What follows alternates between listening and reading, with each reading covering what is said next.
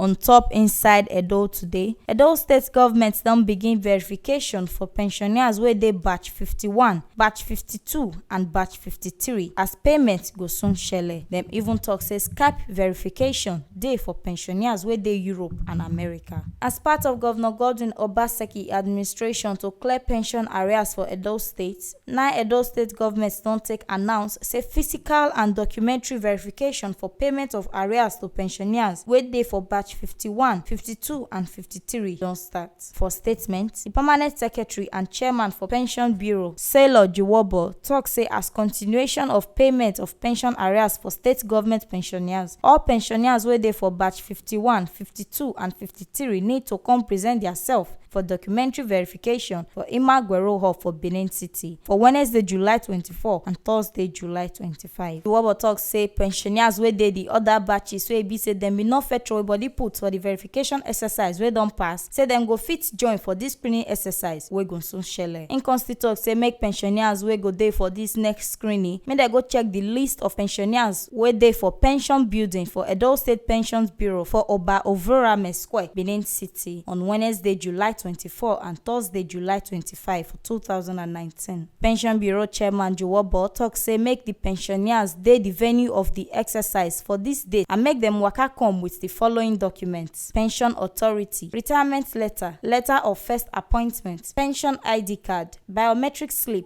and bank details wey go carry the bank name and account number. E still talk say pensioners wey dey diaspora wey dey dis batches so, especially the pensioners wey dey for Europe and America, go fit do their own screening through Skype. Na so we see this ogbonge update reach on top wetin shele for inside Edo today. On top say Edo State government don begin dey do verification for pensioners wey dey batch 51, 52 and 53. Make una no forget say this ogbonge update na T Live Media na im dey carry am dey come give una. Make una no forget to subscribe, like and even comment for our videos for our YouTube channel on top T Live Media TV, and for Facebook you fit like and follow our page for T Live Media.